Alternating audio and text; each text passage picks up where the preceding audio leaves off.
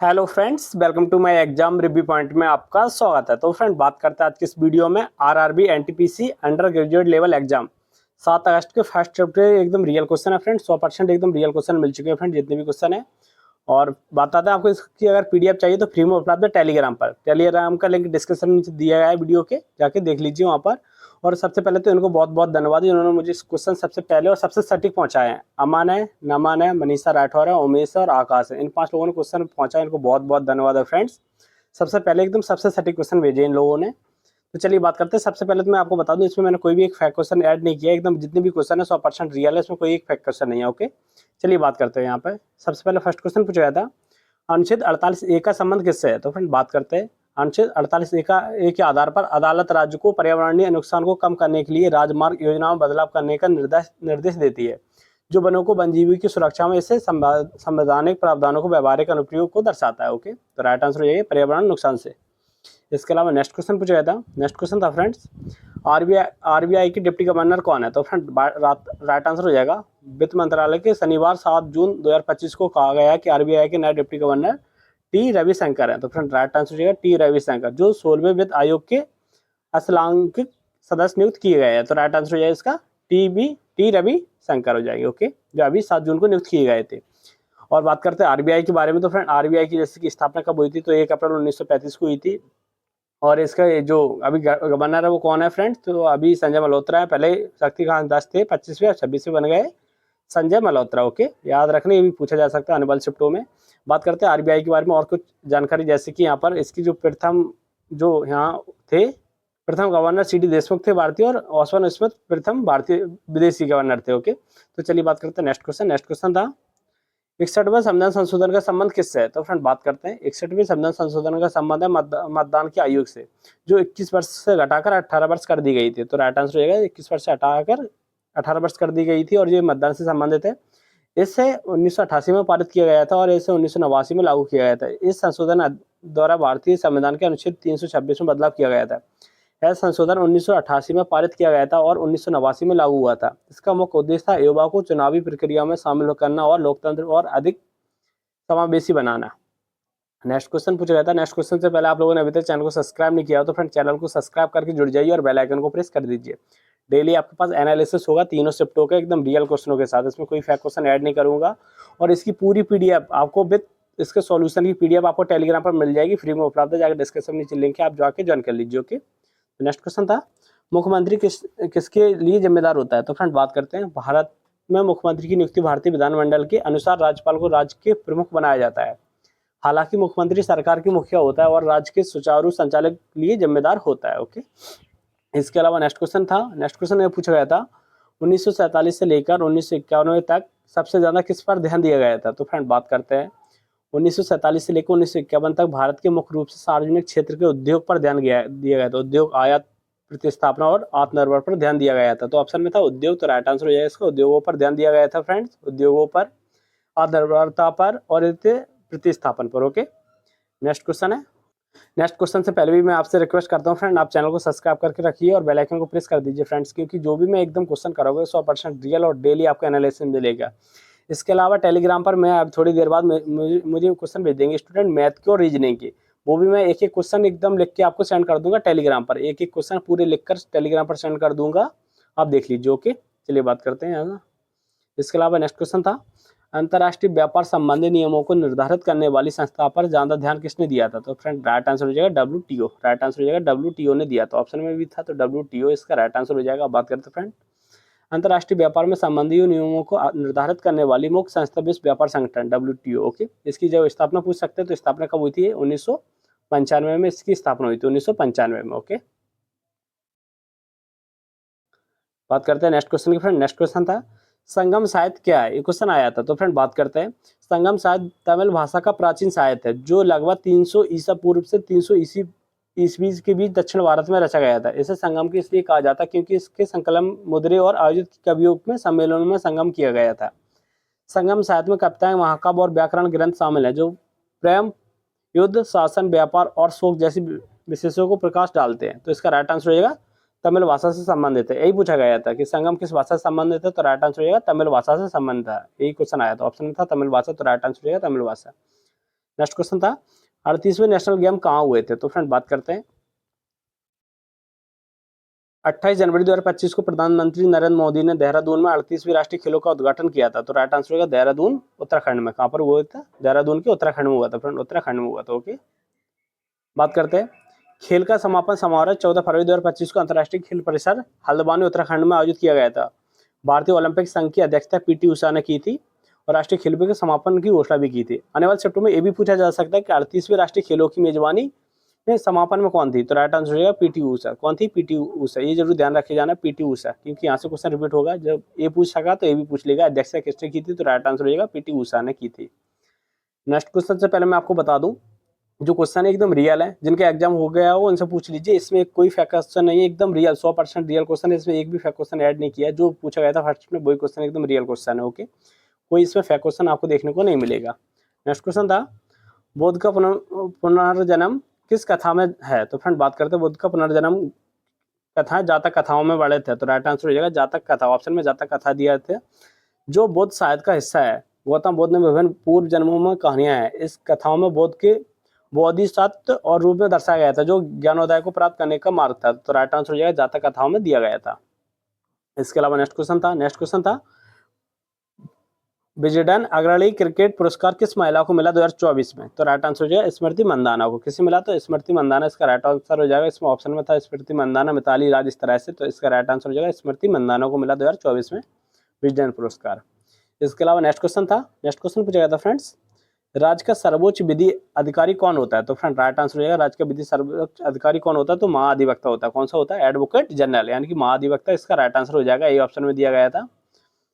इसका right answer है महाधिवक्ता। बात करते हैं भारतीय संविधान के अनुच्छेद 165 के अनुसार प्रत्येक राज्य के एक महाधिवक्ता होता है, जिससे राज्यपाल द्वारा नियुक्त किया जाता है। महाधिवक्ता राज्य की सरकार को कानून मामलों में सलाह देता है। तो आने वाले चैप्टर में ये पूछा जा सकता है किस अनुच्छेद में? तो 165 अनुच्छेद में है। इसके अलावा नेक्स्ट क्वेश्चन था कंप्यूटर से, which software is not use PC and laptop usefully? तो फ्रेंड बात करते हैं यूजली, तो बात करते हैं यहाँ पर friend answer application design for mobile operating system like Android एवं iOS। ओके, इस तरह से क्वेश्चन था, इसका राइट आंसर हो जाएगा। इसके अलावा एक क्वेश्चन था, ये क्वेश्चन मुझे पूरा नहीं मिला है, आप मुझे बताइए ये क्वेश्चन किस तरह से पूछा गया था। ये क्वेश्चन था इब्न बतूता ने कुछ स्थानांतरण किया था, उसमें उलूक मनसबदारी ऑप्शन में थे। तो इस तरह से था, लेकिन आप बताइए क्या क्वेश्चन था ये पूरा। इसका राइट आंसर भी आप मुझे कमेंट में बताइए किस तरह से क्वेश्चन पूछा गया था। ओके, इसके अलावा क्वेश्चन एक स्टूडेंट ने भेजा था, जो युद्ध अभ्यास से एक्सरसाइज से क्वेश्चन था। आर्टिकल 48 ए से मैंने आपको बता दिया, इब्न बतूता का मैंने बता दिया था। टाइप ऑफ मार्केट में हिस्ट्री से था एक, और यहाँ पर इसके अलावा एक स्कीम से क्वेश्चन था। उसके अलावा यहाँ पर सिंपल इंटरेस्ट से था, जो नॉर्मल क्वेश्चन आया था। बस एक टाइम निकालना था 26 मार्च से 26 अप्रैल तक। ओके, इसके अलावा यहाँ पर देख सकते हैं, यहाँ पर एक क्वेश्चन था जिसमें 2 क्वेश्चन थे, 3 और 7 से डिवीजन पूछा था। ये 2 क्वेश्चन थे यहाँ से डिवीजन डिवाइड वाले क्वेश्चन थे कि भाग किससे जा रहा है। एक संख्या दे रखी थी जिस 300 और 7 से कटनी चाहिए थी। 4 ऑप्शन थे, यहाँ से 2 क्वेश्चन देखने को मिले थे। एक क्वेश्चन था यहाँ पर आपके सामने बता दूं, 341 से लेकर 353 के बीच कितनी आबाद संख्या ऑप्शन में थी। इस तरह से ऑप्शन में थी, ऑप्शन निकाल सकते थे इस तरह से। 341 से लेकर 353 तक कितनी आबाद संख्या थी। इसके अलावा एक क्वेश्चन था नरम दल गरम दल का विभाजन कब हुआ था। तो इस तरह से क्वेश्चन आया था। तो फ्रेंड बात करते हैं नरम दल और गरम दल का विभाजन 1907 में सूरत अधिवेशन में हुआ था। इसे सूरत विभाजन के नाम से भी जाना जाता है। या तो फ्रेंड इसमें ये पूछा था कि विभाजन कब हुआ था, तो 1907 में। कहाँ हुआ था? तो सूरत अधिवेशन में हुआ था। तो ये पूछा जा सकता है कहाँ पर हुआ था, तो ये सूरत अधिवेशन में। अभी पूछा था कहाँ कब हुआ था, तो 1907 में हुआ था। ये आज के क्वेश्चन थे आपकी। अब बात करते हैं इसके जो मैथ में आज क्वेश्चन पूछे गए थे। मैथ में बात करते हैं, पीएल से क्वेश्चन आया था, पार्टनरशिप से क्वेश्चन देखने को मिला, एसआई से क्वेश्चन देखने को मिला, अलजेब्रा से क्वेश्चन देखने को मिला, टाइम एंड बर्थ से क्वेश्चन देखने को मिला, टाइम एंड डिस्टेंस से क्वेश्चन देखने को मिला, त्रिकोणमिति से क्वेश्चन मिला, ज्यामिति से क्वेश्चन मिला। इसके बाद पावर और मल्टीपल से क्वेश्चन देखने को मिला। और यहाँ पर 1-2 क्वेश्चन इस तरह से थे, एज में 2 क्वेश्चन पूछे गए थे। एज से 2 क्वेश्चन थे, जो बनेगा परसेंट थे। एज से दोनों का डिफरेंस पूछा था। एज से 2 क्वेश्चन थे, वो भी डिफरेंस से पूछा था, उसका डिफरेंस।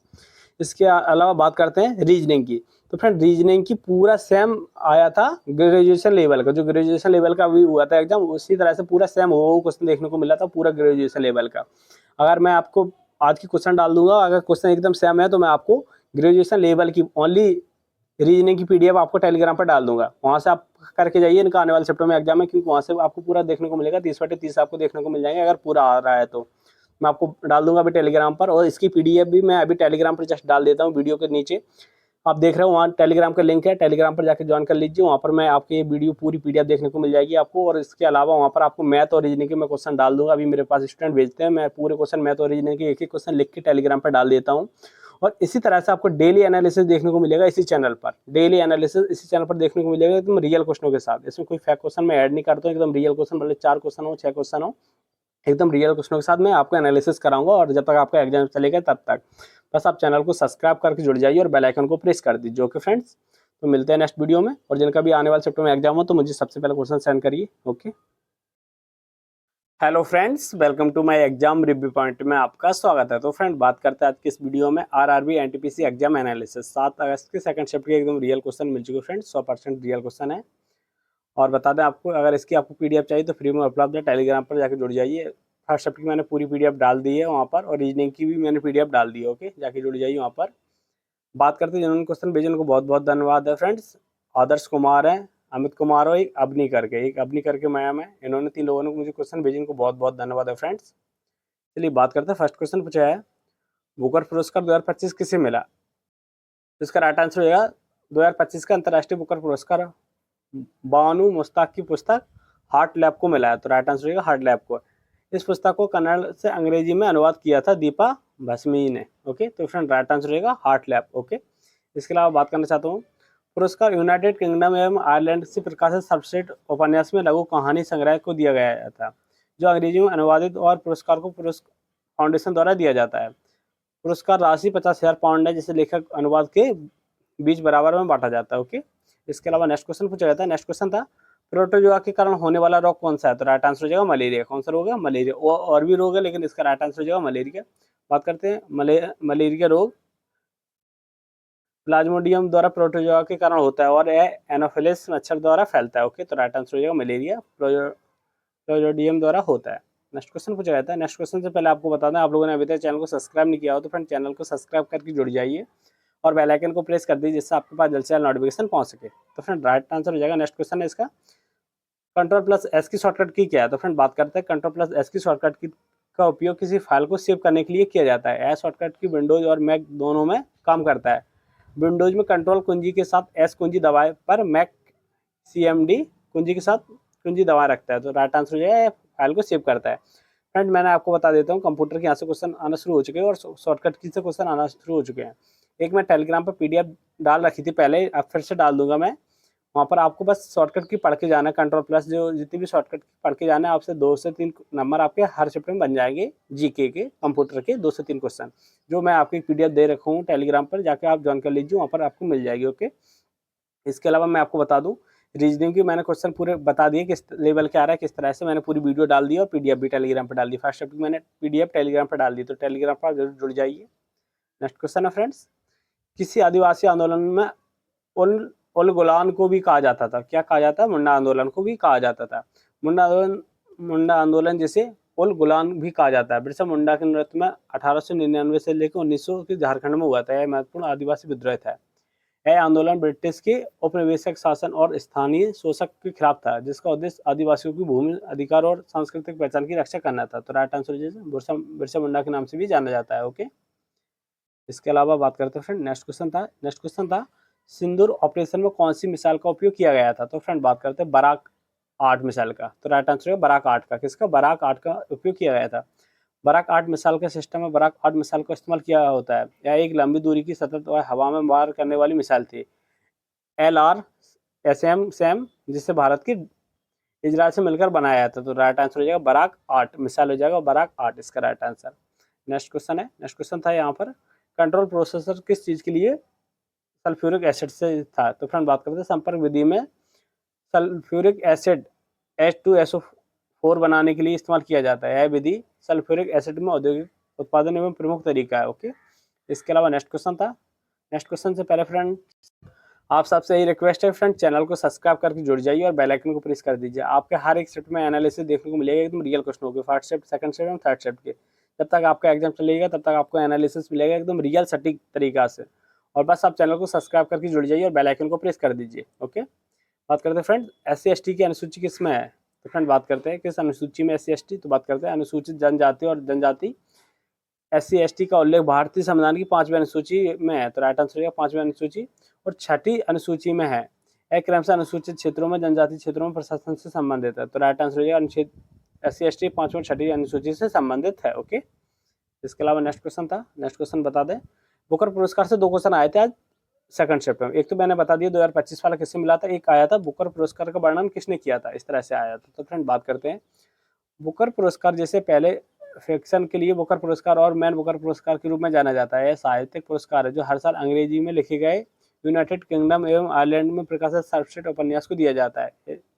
इस पुरस्कार की स्थापना 1969 में हुई थी और इसका उद्देश्य लोगों को आधुनिक उपन्यास पढ़ने और उन पर बहस करने के लिए प्रोत्साहित करना था। ओके, तो इसका राइट आंसर हो जाएगा फ्रेंड्स, जो किसने किया था इसका, यहाँ पर देख सकते हो।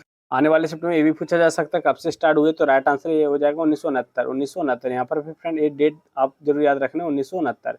जो मैं ये आपको PDF दे रहा हूँ, ये पूरी PDF पढ़ के जाना, क्योंकि यहाँ से क्वेश्चन बार बार रिपीट होंगे, यहाँ से मिलते जुलते क्वेश्चन, क्योंकि मैं यहाँ पर पूरा क्वेश्चन करा देता हूँ, जिससे एक ही क्वेश्चन बार बार रिपीट हो सकते हैं। ओके, इसके अलावा नेक्स्ट क्वेश्चन पूछा गया था 7वीं अनुसूची का संबंध किससे है। तो फ्रेंड बात करते हैं 7वीं अनुसूची का संबंध संविधान भारतीय केंद्र एवं राज्यों को 20 शक्तियों को विभाजन से है। इनमें 3 सूचियां हैं, संघ सूची, राज्य सूची एवं समवर्ती सूची। ओके, तो राइट आंसर हो जाएगा केंद्र एवं राज्यों से संबंधित है। फिर नेक्स्ट क्वेश्चन से पहले मैं आपको बता दूं, मैथ के और रीजनिंग के क्वेश्चन जितने भी मेरे पास स्टूडेंट भेजेंगे मैं आपको लिखकर टेलीग्राम पर डाल दूंगा, पूरे एक एक क्वेश्चन लिखकर टेलीग्राम पर डाल दूंगा, मैथ के और रीजनिंग के एक एक क्वेश्चन। और जो जीके के क्वेश्चन ये मैं PDF के थ्रू आपको वीडियो के थ्रू बना के भेज रहा हूँ। और इसके अलावा फ्रेंड्स मेरे पास जो क्वेश्चन आएंगे स्टूडेंट द्वारा भेजे जाएंगे कागज पर लिख के, वो भी मैं आपको टेलीग्राम पर सेंड कर दूंगा। ओके, तो आप टेलीग्राम से जुड़ जाइए। नेक्स्ट क्वेश्चन था एक भौतिकी से प्रश्न आया था, उसके अलावा एक क्वेश्चन आया था डिफेंस से, डिफेंस एक्सरसाइज C से आया था। तो फ्रेंड बात करते हैं डिफेंस एक्सरसाइज C एक भारतीय तटीय रक्षा अभ्यास है जिसका आयोजन भारतीय नौसेना द्वारा किया जाता है। यह अभ्यास नवंबर 2022 में आयोजित किया गया था और इसमें भारतीय नौसेना, तटरक्षक बल और अन्य संबंधित समुद्री मंत्रालयों में भाग लिया था। इसका उद्देश्य था समुद्री सुरक्षा को मजबूत करना और तटीय सुरक्षा तंत्र को सक्रिय करना था। ओके, इसके अलावा यहाँ पर था कोई, इससे था कोई एक मिसाइल आई थी और किस कंपनी ने बनाया था, इस तरह से कोई क्वेश्चन था। ये मुझे पूरा नहीं मिला, अगर आपको पता होगा तो मुझे कमेंट करिए किस तरह से क्वेश्चन था, इसका आंसर क्या होगा। ओके, और एक स्टूडेंट ने मुझे भेजा था कि एक कुछ क्वेश्चन आए थे रीजनिंग में, इस तरह से मैथ का पैटर्न था, कुछ 4-5 क्वेश्चन थे। एक तो बता रहा था WPL से क्वेश्चन था और यहाँ पर पंचवर्षीय योजना से क्वेश्चन था, एक पुस्तक थे और पुस्तक के लेखक भी पूछा गया था। मैथ में क्वेश्चन था, इस तरह से कुछ संख्या तरीका दी गई थी, उसमें थे आपको ये घटाना था और एक जैसे विषम जोड़ना था और सम हटाना था। ये रीजनिंग का क्वेश्चन उसने मैथ में लिख दिया, लेकिन मैं आपको बता दूं रीजनिंग में आ रहा है ऐसा क्वेश्चन कि इसमें प्लस सम में 2 करना है और विषम में -1 करना है, इस तरह से क्वेश्चन आ रहा था। और एक इस तरह से यहाँ पर जो आपको देखने को मिला था 3, 27, 23 में क्रमिक छूट क्या था, इसका 2 क्रमिक छूट क्या थे, इस तरह से था। और रीजनिंग में आसान भी थे जो स्टूडेंट ने बता रहा टॉपिक। ओके, इसके अलावा मैं आपको बता दूं मैथ की, तो मैथ के मैं पूरा आज टॉपिक अभी इस वीडियो के बाद मैं बता दूंगा किस तरह से आ रहा है। रीजनिंग की मैं आपको वीडियो डाल ही दी, टेलीग्राम पर भी वीडियो डाल दी, और अभी यही चैनल देख रहे हो, चैनल पर आपको वीडियो देखने को मिल जाएगी रीजनिंग की। जो क्वेश्चन भेजे मैंने क्वेश्चन के थ्रू आपको करा दिया है और इसकी PDF भी मैंने टेलीग्राम पर डाल दी है और व्हाट्सएप की भी मैंने PDF टेलीग्राम पर डाल दी है। सारी PDF आपको टेलीग्राम पर मिलेगी, टेलीग्राम जरूर ज्वाइन कर लीजिए। इसी तरह से हर शिफ्ट का एनालिसिस देखने को मिलेगा। ओके, तो फ्रेंड मिलते हैं नेक्स्ट वीडियो में। और बात करना चाहता हूँ यहाँ पर फ्रेंड इसकी PDF देखो मैंने आप बता दिया, टेलीग्राम पर डाल दिया। ओके, तो चैनल को सब्सक्राइब करके जुड़ जाइए। Hello friends, welcome to my exam review point में आपका स्वागत है। तो फ्रेंड बात करते हैं आज की इस वीडियो में RRB NTPC एग्जाम एनालिसिस 7 अगस्त के थर्ड शिफ्ट के एकदम रियल क्वेश्चन मिल चुके हैं फ्रेंड्स। चलिए बात करते हैं इसकी। अगर आपको PDF चाहिए तो फ्री में उपलब्ध है, टेलीग्राम पर जाकर जुड़ जाइए, वहाँ पर डिस्क्रिप्शन में नीचे लिंक है। ओके, बता दें जिन्होंने क्वेश्चन भेजे उनको बहुत बहुत धन्यवाद है। सत्येंद्र और राजू इन दोनों लोगों ने क्वेश्चन भेजे, उनको बहुत बहुत धन्यवाद है फ्रेंड्स। चलिए बात करते हैं फर्स्ट क्वेश्चन। फर्स्ट क्वेश्चन पूछा गया था भाषा के आधार पर गठित होने वाला प्रथम राज्य कौन सा है। तो फ्रेंड बात करते हैं आंध्र प्रदेश। कौन सा हो जाएगा, आंध्र प्रदेश। भाषा के आधार पर गठित होने वाला प्रथम राज्य आंध्र प्रदेश है। इसका गठन 1953 में हुआ था, जब मद्रास राज्य की तेलुगु भाषी उत्तर क्षेत्र में मिलाकर इसे बनाया गया था। तो राइट आंसर हो जाएगा आंध्र प्रदेश। आने वाले चैप्टर में ये भी पूछा जा सकता है कब, तो राइट आंसर हो जाएगा 1953 में हुआ था। ओके, इसके अलावा नेक्स्ट क्वेश्चन पूछा गया था, नेक्स्ट क्वेश्चन था सूचना का अधिकार अधिनियम से था। तो फ्रेंड बात करते हैं सूचना का अधिकार अधिनियम RTI अधिनियम 2005 में आया था। यही पूछा था कब आया था, तो राइट आंसर हो जाएगा 2005 में आया था। भारत में नागरिकों को सरकारी जानकारी तक पहुंचाने का अधिकार देता है। यह अधिनियम नागरिकों को सशक्त बनाने, सरकार में पारदर्शिता और जवाबदेही बढ़ाने और भ्रष्टाचार को कम करने के लिए महत्वपूर्ण साधन है। ओके, तो राइट आंसर होगा 2005। देखो फ्रेंड, क्या हुआ कि जो मतलब जीके का जो लेवल है बहुत मॉडरेट है। मॉडरेट में मतलब जो कुछ स्टूडेंटों को आया है वो मतलब नॉर्मल जो सरल सरल आया वो ही बता पाए, जो हार्ड आए वो नहीं बता पाए स्टूडेंट। तो ये सरल सरल क्वेश्चन बता दिए, लेकिन हार्ड है जो मॉडरेट वो क्वेश्चन नहीं बता पाए स्टूडेंट। ओके, इसके अलावा नेक्स्ट क्वेश्चन है। नेक्स्ट क्वेश्चन से पहले आप सबसे कहते हैं कि आप लोगों ने अभी तक चैनल को सब्सक्राइब नहीं किया तो फ्रेंड चैनल को सब्सक्राइब करके जुड़ जाइए और बेल आइकन को प्रेस कर दीजिए। ओके, नेक्स्ट क्वेश्चन था, प्रधानमंत्री सड़क योजना कब प्रारंभ हुई थी? तो फ्रेंड बात करते हैं प्रधानमंत्री ग्राम सड़क योजना PMGSY 25 दिसंबर 2000 को हुई थी। तो फ्रेंड राइट आंसर होगा 25 दिसंबर 2000 को शुरू हुई थी। इसका उद्देश्य था ग्रामीण क्षेत्रों में सभी पात्र बस्तियों में 12 मासी सड़कों को जोड़ा जाए। ओके, तो पूरी 12 मासी सड़कों को जोड़ा जाए। कब शुरू हुई थी? 25 दिसंबर 2000 में। आने वाले शब्दों में ये भी पूछा जा सकता है इस टाइम पर प्रधानमंत्री कौन थे? तो आप मुझे कमेंट में बताइए कि 2000 में प्रधानमंत्री कौन थे, सन 2000 ईस्वी में प्रधानमंत्री कौन थे। ओके, नेक्स्ट क्वेश्चन से पहले मैं आपको बताना चाहता हूँ फ्रेंड्स, मैंने फर्स्ट शिफ्ट एवं सेकंड शिफ्ट की क्वेश्चन की PDF टेलीग्राम पर डाल दी है। इसकी भी क्वेश्चन की टेलीग्राम पर PDF मिल जाएगी, डिस्क्रिप्शन नीचे लिंक है, वहाँ पर जाकर जुड़ जाइए। मैंने रीजनिंग के क्वेश्चन आपको बता दिए, रीजनिंग की एक वीडियो मैंने डाल दी है, यही चैनल पर डाला है। रीजनिंग के एकदम जो क्वेश्चन पूछेगा तो उसी वो वही क्वेश्चन है, बस संख्या चयन देखने को आपको मिलेगी। आप वीडियो देख के जाइए और उसकी PDF भी मैंने टेलीग्राम पर डाल दी है। इसके अलावा मैथ की अगर आप मुझे कमेंट करोगे तो मैथ की भी मैं आपको एनालिसिस करा दूंगा अभी इस वीडियो के बाद। ओके, इसके अलावा नेक्स्ट क्वेश्चन था, 13 से 15 मार्च तक कौन सा त्यौहार मनाया जाता है? तो फ्रेंड बात करते हैं 13 से 15 मार्च के बीच होली का त्यौहार मनाया जाता है। तो राइट आंसर हो जाएगा होली। ऑप्शन में यही था होली, स्टूडेंट बता रहा था होली ऑप्शन में थे। और इसके अलावा होली के अलावा फ्रेंड जैसे कि मकर संक्रांति ये भी थे त्यौहार में, शिवरात्रि ये भी था, इस तरह से था। तो राइट आंसर हो जाएगा होली। 13 मार्च को होलिका दहन छोटी होली और 14 और 15 मार्च को रंगवाली होती है, जो मुख्य होली मनाई जाती है। ओके, तो राइट आंसर हो जाएगा होली। नेक्स्ट क्वेश्चन था, नेक्स्ट क्वेश्चन ये पूछा गया था 2023-24 में पूर्ण साक्षर राज्य कौन सा बना है? तो फ्रेंड बात करते हैं मिजोरम। तो राइट आंसर हो जाएगा मिजोरम साक्षर राज्य बन गया है 2023 पूर्ण साक्षर। ओके, जिसमें 58.2% उल्लेखनीय साक्षरता हासिल करके भारत के पहला पूर्ण साक्षर राज्य बना है। तो राइट आंसर हो जाएगा मिजोरम। स्टूडेंट ने बहुत से स्टूडेंट ने केरल भी कर दिया, ऑप्शन में केरल था, गोवा था, इसमें ऑप्शन में गोवा भी था, केरल भी था। तो स्टूडेंट ने वही लगा क्योंकि वो गोवा की सबसे ज्यादा साक्षरता दर है। देखिए इसने ये पूछा था पूर्ण साक्षर राज्य, तो पूर्ण साक्षर राज्य मिजोरम है। ओके, इसके अलावा नेक्स्ट क्वेश्चन था, ये क्वेश्चन मैं आपको बता दूं, जो जिस किसी ने मुझे मेरी फर्स्ट क्लास देखी होगी यानी कि फर्स्ट शिफ्ट के एनालिसिस देखा हो, उसने ये क्वेश्चन बहुत आसानी से कर लिया होगा, क्योंकि ये क्वेश्चन पूछा गया था फर्स्ट शिफ्ट में। ये क्वेश्चन पूछा गया था फर्स्ट शिफ्ट में, लेकिन इसमें ये पुरुष पूछ लिया गया है, उसमें महिला पूछा था। तो मैंने महिला बताते समय पुरुष का भी बता दिया था कि पुरुष को किसको मिला। तो बात करते हैं 2024 में क्रिकेट ऑफ द ईयर पुरस्कार किसे मिला? तो राइट आंसर हो जाएगा किसे मिला? तो किसे मिला? जसप्रीत बुमराह को। किससे? जसप्रीत बुमराह को। 2024 में क्रिकेट ऑफ द ईयर पुरस्कार जसप्रीत बुमराह को ICC match cricket of the year चुना गया। हरदीप सिंह को ICC मैच T20 आई क्रिकेट चुना गया, और इसके अतिरिक्त स्मृति मंदाना को महिला one day cricket of the year पुरस्कार मिला। तो यही क्वेश्चन आया था मॉर्निंग चैप्टर में कि महिला वनडे क्रिकेट विश्व कप किसे मिला? तो स्मृति मंदाना को, और पुरुष में किसे मिला? तो जसप्रीत बुमराह को। एक क्वेश्चन आपको ये भी याद रखना है कि अर्शदीप सिंह को कौन सा मिला? तो ICC मैच T20 अवार्ड मिला है। ये भी कल भी आ सकता है आने वाले शिफ्टों में, ये क्वेश्चन आपको हाईलाइट करके जा रहा हूँ, आप जरूर पढ़ के जाइए। ओके, इसके अलावा नेक्स्ट क्वेश्चन से पहले मैं आपको बता दूं कि WHO का जो क्वेश्चन था वो WTA WHO से क्वेश्चन रिपीट हो रहे हैं, तो आप ये जरूर पढ़ के जाइए। इसका मुख्यालय वर्तमान कौन इसके अध्यक्ष हो, इसके सदस्य कितने हैं, और इसका जो स्थापना कब हुई थी, इसके हेडक्वार्टर कहाँ पर, ये सब करके आपको जाना है।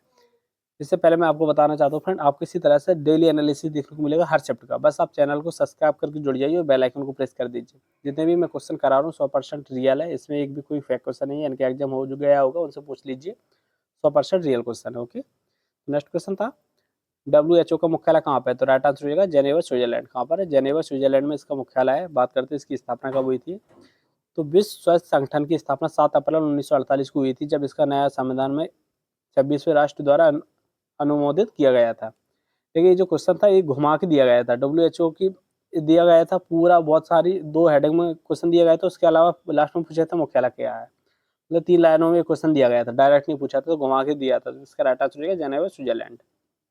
नेक्स्ट क्वेश्चन है, नेक्स्ट क्वेश्चन था अम्ल का कौन सा गुण नहीं होता है?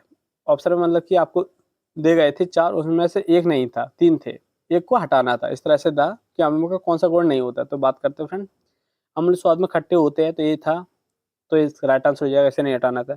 अम्ल लिटमस पेपर को नीले नीले को लाल कर देता है, ये सही था। ओके। धातु के साथ अभिक्रिया करके अम्ल सक्रिय धातु के साथ अभिक्रिया करके हाइड्रोजन में गैस उत्पन्न करता है, ये भी सही था। इसके अलावा क्षार के साथ अभिक्रिया करके अम्ल क्षार के साथ अभिक्रिया करके लवण और पानी बनाते, ये भी सही था। और विद्युत चालकता के जल की विलयन के अम्ल विद्युत चालन करते, ये भी सही था। इसके अलावा जो कोई भी आपका ऑप्शन में था वो आपका रॉन्ग हो जाएगा, जिसकी 5 ऑप्शन के अलावा कोई भी आपका जो ऑप्शन में था वो आपका रॉन्ग हो जाएगा, वही आपका राइट माना जाएगा, क्योंकि उसमें नहीं पूछा था कि नहीं है।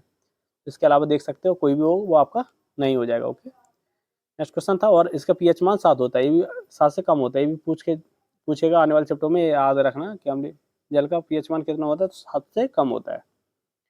नेक्स्ट क्वेश्चन था, नेक्स्ट क्वेश्चन के मैंने शॉर्टकट की के बारे में आपको बताया था मॉर्निंग में कि मैं आपको कंप्यूटर की पीडीएफ डाल रखी है टेलीग्राम में, और उसमें आप कंप्यूटर की ओनली कंप्यूटर में शॉर्टकट की पीडीएफ पढ़ लीजिए। शॉर्टकट की से आपसे 2 क्वेश्चन देखने को मिल रहा है, तो 2 क्वेश्चन आपके क्लियर हो जाएंगे ओनली शॉर्टकट की से। तो बात करते हैं फ्रेंड यहाँ पर टेक्स्ट मैनेजर ओपन करने की शॉर्टकट की क्या है। तो फ्रेंड बात करते हैं टेक्स्ट शॉर्टकट की है control plus shift plus E S E, control plus short plus E S E है। ओके। इसके अलावा क्वेश्चन था विंडोज में किसी भी फाइल को बिना रिसाइकिल बिन में भेजने में स्थायी रूप से हटाने के लिए कौन सी शॉर्टकट की है। ये इस तरह से था कि पूरा ये जो हटा सकते हो लेकिन बिना रिसाइकिल के। ओके। फाइल को पूरी डिलीट कर सकते हो, तो राइट आंसर हो जाएगा shift plus delete, shift plus delete इसका राइट आंसर हो जाएगा। शिफ्ट प्लस डिलीट शॉर्टकट की का उपयोग किया जाता है, या शॉर्टकट की रिसाइकिल बिना बाईपास के करता है, जिसका फाइल स्थायी रूप से हट जाती है और कोई पुनर्प्राप्त करने की मुश्किल नहीं आती है। तो पुनः प्राप्त नहीं होती, ये पूछा था, तो राइट आंसर होगा शिफ्ट प्लस डिलीट। इसके अलावा ये दिल्ली सल्तनत से क्वेश्चन था। वीडियो को लास्ट तक जरूर बने रहिए, क्योंकि मैं वीडियो में बहुत ही इंपॉर्टेंट आपको टॉपिक बताऊंगा, क्या क्या टॉपिक आपको आने वाले चैप्टर में पढ़ के जाना है। दिल्ली सल्तनत का एक क्वेश्चन आया था, ये पूरा नहीं मिला मुझे। इसके अलावा एक था 15 का भाग देना था, वो पूरी तरह से कटनी थी, मतलब की संख्या थी, एक मैथ का क्वेश्चन था कि 15 से भाग देना था, वो पूरी 4 संख्या थी, इनमें से 3 कट जाएंगी, एक नहीं कटेगी, वो इसका राइट आंसर हो जाएगा। और 8 का व्यवस्था का नियम दिया गया था, 8 का व्यवस्था का नियम क्या था, लास्ट की 2 संख्या पूर्ण रूप से कट जाए, इस तरह से था, लास्ट की 3 संख्या पूर्ण रूप से कट जाए, वही 8 की व्यवस्था का नियम है। इसके अलावा फ्रेंड बात करना चाहता हूँ आरआरबी एनटीपीसी 2025 का एग्जाम रिव्यू, आज की एग्जाम रिव्यू क्या रहा है। इसके अलावा मैं आपको बताऊंगा कि आने वाले चैप्टर में आपको क्या पढ़ के जाना है। ओके। जो आपको पढ़ के जाना है वो मैं बता दूंगा। पहले तो बात करते हैं यहाँ पर क्या क्या आया था। मैथ की बात करें तो मैथ में आपको सिंप्लीफिकेशन कभी सेप्ट में 2 आई थी, कभी में 3 आई थी। एवरेज से किसी में 2 आया था, किसी में 1 आया था। CISI से कभी एक में 1, किसी में 2, किसी में 2 एकदम पूछ लिया गया था CI में। ओके। इसके अलावा टाइम एंड वर्क से 2 क्वेश्चन थे, मेंसुरेशन से 1 क्वेश्चन था। इसके बाद परसेंटेज से 1 क्वेश्चन था, किसी में 2 थे। प्रॉफिट लॉस से 2, कभी 3 थे। स्टार्टिंग ग्राफ वाले क्वेश्चन नहीं मिले। ओके। ठीक है, ये नहीं मिले, सॉरी। इसके अलावा नंबर सिस्टम वाले क्वेश्चन थे, हाँ ग्राफ वाला 1 क्वेश्चन आया था, और नंबर सिस्टम में क्वेश्चन देखने को मिले थे। इसके अलावा हाइट डिस्टेंस से क्वेश्चन था। और इसके अलावा फ्रेंड बात करते हैं ईपीजीपी से आया, त्रिकोणमिति से, अलजेब्रा से। पहले मैथ का आपको बता दूं क्या रहा है एवरेज। मैथ में मतलब 30 क्वेश्चन में से आपको 16 क्वेश्चन एकदम नॉर्मल है, एकदम ईजी है, सिंपल है, एकदम क्वेश्चन देखते ही बन जाएंगे। उसके अलावा आपके 16 से लेके 25 तक यानी कि 9 क्वेश्चन थोड़ी मॉडरेट है, थोड़ा दिमाग लगाना पड़ेगा थोड़ा बहुत 9 क्वेश्चन में। और जो आपको जो 5 क्वेश्चन बचेंगे वो मॉडरेट है, थोड़ा हार्ड है, वो मॉडरेट टू हार्ड है। लेकिन 16 एकदम ईजी है, और ये जो 9 में थोड़ा दिमाग लगाना पड़ेगा, लेकिन 5 थोड़ा हार्ड है। ओके। बात करते हैं रीजनिंग की। रीजनिंग में आपको बता दूं कोडिंग कोडिंग से आ रहा है, सीरीज से 4 क्वेश्चन, रिलेशन से 2 क्वेश्चन, और सिटिंग अरेंजमेंट से, एनालॉजी से, मिरर इमेज से। इसके अलावा जो मैंने पूरी जीके जो रीजनिंग की मैंने वीडियो डाल दी, आप देख लीजिए। रीजनिंग का ओवरऑल स्कोर किया कि 30 में से आप आसानी से 28 से कर सकते हो, एकदम नॉर्मल। 2 क्वेश्चन थोड़े फंसाएंगे, थोड़े बहुत फंसाएंगे, लेकिन 28 आप एकदम नॉर्मल कर सकते हो। बात करते हैं जीके की। तो जीके में आपको करंट अफेयर 2023 का 1 क्वेश्चन मिला थर्ड शिफ्ट में, 2024 का 1 क्वेश्चन मिला, और बाकी 2025 के क्वेश्चन मिले। 2025 के कितने क्वेश्चन मिले, टोटल 8 क्वेश्चन आए थे आज की थर्ड शिफ्ट में। 1 क्वेश्चन 23 का था, 1 क्वेश्चन 24 का था, और 6 क्वेश्चन आपके करंट अफेयर 2025 के थे। इसके अलावा बात करना चाहता हूँ स्पोर्ट्स से था इम्पोर्टेंट 809, ये गलती से लिख दिया 800 नहीं, 809 तो नहीं, लेकिन इम्पोर्टेंट ऐसा पुरस्कार खेल से 2 से 3 क्वेश्चन थे। ओके। पॉलिटी आर्टिकल से भी क्वेश्चन था, आर्टिकल कोई 370 वगैरह दिया रखा था, उससे 4 ऑप्शन थे, मुझे पूरा क्वेश्चन नहीं मिला, लेकिन आर्टिकल से और अनुसूची से क्वेश्चन देखने को मिलता है। यहाँ से साइंस से क्वेश्चन देखने को मिल रहा है, प्लानिंग कमीशन से आ रहा है, कंप्यूटर से 2 क्वेश्चन देखने को मिल रहा है जो शॉर्टकट की से पूछ रहा है, एप्टीट्यूड से भी क्वेश्चन देखने को मिल रहा है। बात करते हैं ओवरऑल स्कोर क्या है, मैथ में और रीजनिंग में ईजी है और थोड़े बहुत मॉडरेट है, लेकिन जीके की बात करें तो मॉडरेट टू टुगेदर है, यानी कि 30 में से आप मुश्किल से 15 से 17 क्वेश्चन कर पाओगे। आपकी जीके अगर ठीक ठाक है, बहुत अच्छी है तो 20 क्वेश्चन कर पाओगे बस, 40 में से, सॉरी यहाँ 40 में से जीके में से बहुत अच्छी है तो आप 20 या 20-22 कर पाओगे, और नॉर्मल है तो आप 15 से 17 कर पाओगे। ओके, बात करना चाहता हूँ आपको क्या पढ़ के जाना है, ये सारी जानकारी मैं आपको टेलीग्राम पर अभी वॉइस चैट करूँगा, वहाँ बता दूंगा कि आपको क्या क्या पढ़ के जाना है, क्या क्या पढ़ के नहीं जाना है। ओके, इसकी पीडीएफ आपको पूरी टेलीग्राम पर मिल जाएगी, फ्री में उपलब्ध है, जाकर जानकारी लीजिए और यहाँ पर इस चैनल को सब्सक्राइब करके रखिए और बेल आइकन को प्रेस कर दीजिए। मिलते हैं फ्रेंड नेक्स्ट वीडियो में। Welcome to my exam review point में आपका स्वागत है। तो फ्रेंड बात करते हैं आज की इस वीडियो में आरआरबी एनटीपीसी एग्जाम एनालिसिस 8 अगस्त के फर्स्ट शिफ्ट की एकदम रियल क्वेश्चन मिल चुका है फ्रेंड, एकदम रियल क्वेश्चन है 100%। बात करूंगा इसकी पीडीएफ के बारे में, तो इसकी पीडीएफ फ्री में उपलब्ध है, टेलीग्राम पर मिल जाएगी, जाके आप देख सकते हो। कल की मैंने पूरी पीडीएफ डाल रखी है वहाँ पर, आज की भी आपको मिल जाएगी फर्स्ट शिफ्ट की। बात करते हैं जिन्होंने क्वेश्चन भेजे इनको बहुत बहुत धन्यवाद है, एक अशोक है एक नीसू है, इन दो लोगों ने क्वेश्चन भेजे, इनको बहुत बहुत धन्यवाद है फ्रेंड्स। चलिए बात करते हैं फर्स्ट क्वेश्चन। तो फर्स्ट क्वेश्चन था जैन धर्म का प्रथम संकल्प कहाँ हुआ था। तो फ्रेंड बात करते हैं जैन धर्म का प्रथम संकल्प पाटलिपुत्र में हुआ था। कहाँ पर? पाटलिपुत्र में हुआ था, वर्तमान में पटना नाम से, तो राइट आंसर हो जाएगा पाटलिपुत्र। जैन धर्म का प्रथम संकल्प जिसे प्रथम जैन संगति भी कहा जाता है, जो 300 ईसा पूर्व पाटलिपुत्र वर्तमान पटना में आयोजित की गई थी। इस संगति की अध्यक्षता स्थूलभद्र ने की थी और चंद्रगुप्त मौर्य के शासनकाल में हुई थी। इस संगति में 12 अंगों का संकलन किया गया था और जैन धर्म से पूर्ण ग्रंथ था। ओके, तो राइट आंसर है इसका पाटलिपुत्र, जिसे जैन धर्म की प्रथम संगति कहा जाती है। ओके, नेक्स्ट क्वेश्चन था अनुच्छेद 43A का संबंध किससे है। तो फ्रेंड बात करते हैं अनुच्छेद 43A का संबंध उद्योगों को प्रावधानों और श्रमिकों को भागीदार से संबंधित है, तो राइट आंसर हो जाएगा उद्योगों एवं श्रमिकों को भागीदार से। नेक्स्ट क्वेश्चन पूछा गया था भारत और श्रीलंका के बीच कौन सी जल संधि है। तो फ्रेंड राइट आंसर हो जाएगा जल डमरू। कौन सी है? पाक जल डमरू है, भारत और श्रीलंका के बीच पाक जल डमरू है। भारत और श्रीलंका के बीच पाक जल डमरू है। जल डमरू बंगाली खाड़ी में मन्नार खाड़ी को जोड़ता है और जो बंगाल तमिलनाडु राज्य से श्रीलंका को उत्तरी प्रांत में को अलग करता है। ओके, यहाँ पर भी ये भी याद रखना आपको, तमिलनाडु राज्य से और श्रीलंका में उत्तरी प्रांत से। ओके, चलिए और कुछ महत्वपूर्ण जो आपकी डिग्री चैनल 8 डिग्री चैनल किस किस के बीच है। तो फ्रेंड बात करते हैं 8 डिग्री चैनल लक्षद्वीप और मालदीव के बीच है, क्योंकि यहाँ से भी क्वेश्चन आना तय है, क्योंकि वो पूछ लिया है श्रीलंका और भारत का, तो ये भी तय है, यहाँ से आना तय हो गया। ओके, तो लक्षद्वीप और मालदीव के बीच में है यहाँ पर 8 डिग्री चैनल। 9 डिग्री चैनल की बात करें तो मिनिकॉय और लक्षद्वीप के बीच में है। 10 डिग्री चैनल की बात करें तो अंडमान एवं निकोबार द्वीप के बीच में है। कोका चैनल की बात करें तो कोका चैनल है म्यांमार और अंडमान द्वीप समूह को अलग करता है, तो यहाँ पर देख सकते हो म्यांमार एवं द्वीप समूह को। बात करते हैं नेक्स्ट संधि डंकन पास है। ओके, बात करते हैं नेक्स्ट संधि की डंकन पास है, दक्षिण अंडमान और लघु अंडमान को अलग करता है, तो डंकन पास भी याद रखना है, मोस्ट है आपके लिए। डंकन पास है दक्षिण अंडमान और लघु अंडमान को अलग करता है, और यहाँ पर ग्रेट चैनल निकोबार द्वीप समूह और इंडोनेशिया को सुमात्रा से अलग करता है, यहाँ पर ये भी रखना है। ओके, तो ये जो मैं आपको इसके साथ फैक्ट बता रहा हूँ वो आप जरूर पढ़ के जाइए, वहाँ से क्वेश्चन बार बार रिपीट हो गए। मैंने आपसे कल भी कहा था, कल एक क्वेश्चन दिया गया था स्मृति मंदाना का महिला वर्ग में पुरस्कार, वही मैंने बताया था कि पुरुष वर्ग में है बुमराह को मिला है, जसप्रीत बुमराह को, तो ये लास्ट वाली शिफ्ट में यानी कि थर्ड शिफ्ट में पूछ लिया गया था, इसलिए बहुत मोस्ट है इंपॉर्टेंट जो फैक्ट मैं आपको बता रहा हूँ। नेक्स्ट क्वेश्चन से पहले मैं आपको बता दूँ, आप लोगों ने अभी तक चैनल को सब्सक्राइब नहीं किया तो फ्रेंड चैनल को सब्सक्राइब करके जुड़ जाइए और बेल आइकन को प्रेस कर दीजिए, आप सबसे रिक्वेस्ट है फ्रेंड्स।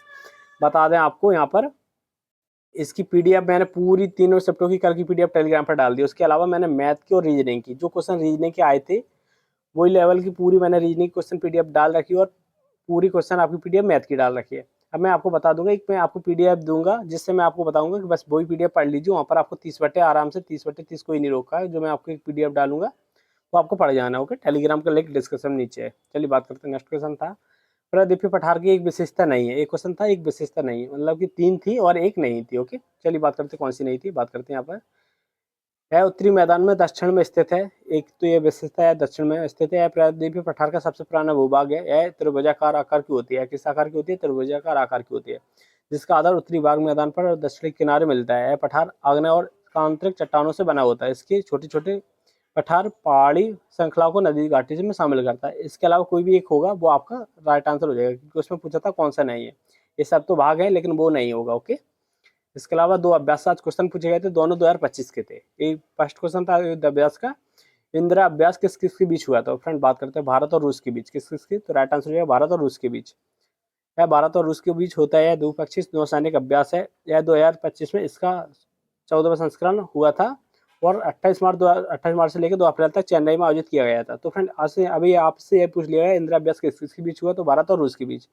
आने वाले चैप्टर में क्या पूछ सकता है, ये किस किस के बीच हुआ? तो यह नौसैनिक के बीच हुआ था। नौसैनिक और नौसैनिक से इसका कौन सा संक्रमण था? तो 14वां संक्रमण था, ये याद रखना। और यहाँ पर इसका कब शुरू हुआ था? तो 28 मार्च से लेकर 2 अप्रैल तक हुआ था। और कहाँ पर हुआ था? तो चेन्नई में हुआ था। यहाँ से 5 क्वेश्चन बना सकता है, वो मैंने पूरा फैक्ट यहाँ पर डाल दिया। ओके, इसके अलावा नेक्स्ट क्वेश्चन था। नेक्स्ट क्वेश्चन ये पूछा गया था, खंजर युद्ध अभ्यास कौन सी सेनाओं के बीच हुआ है? क्वेश्चन आया था। तो फ्रेंड बात करते हैं, खंजर युद्ध अभ्यास भारत और किर्गिस्तान सेनाओं के बीच हुआ है। तो राइट आंसर हो जाएगा भारत और किर्गिस्तान सेनाओं के बीच हुआ था।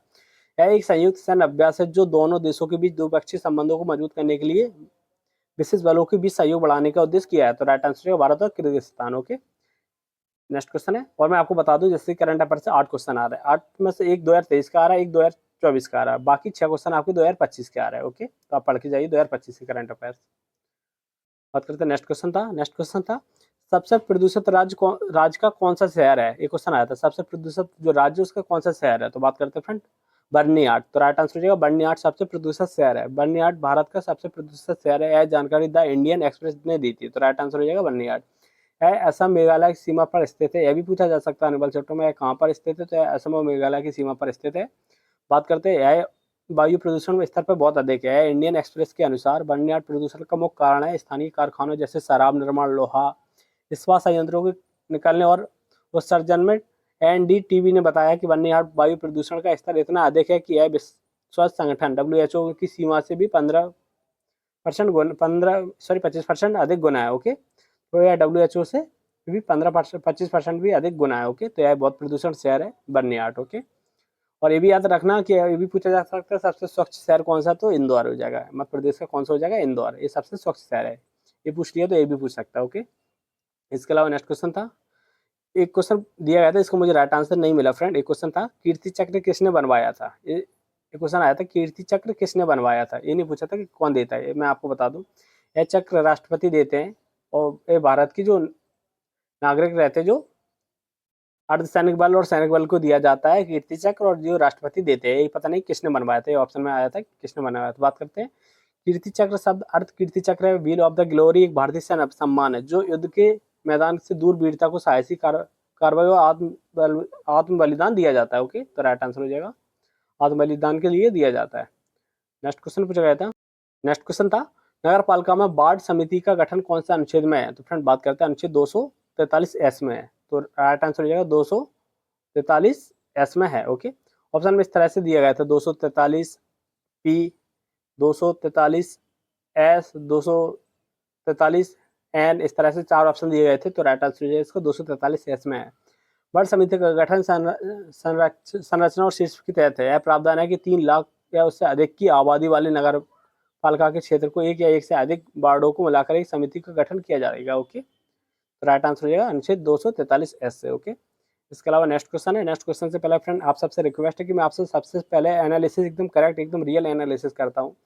तो आप कभी एग्जाम हो जाए तो मुझे भी आप सबसे पहले क्वेश्चन सेंड करें, और जो नंबर मैं आपको बता रहा हूँ 93 40 22 89 74, इस पर मुझे सबसे पहले क्वेश्चन सेंड करें, क्योंकि जिससे भी आपकी हेल्प हो रही है इससे आने वाले चैप्टर में, और भी स्टूडेंट की हेल्प हो सके। तो मुझे सबसे पहले क्वेश्चन सेंड करें, और इतनी हेल्प के लिए बस चैनल को आप सब्सक्राइब करके जुड़ जाइए और बेल आइकन को प्रेस कर दीजिए। ओके, नेक्स्ट क्वेश्चन है।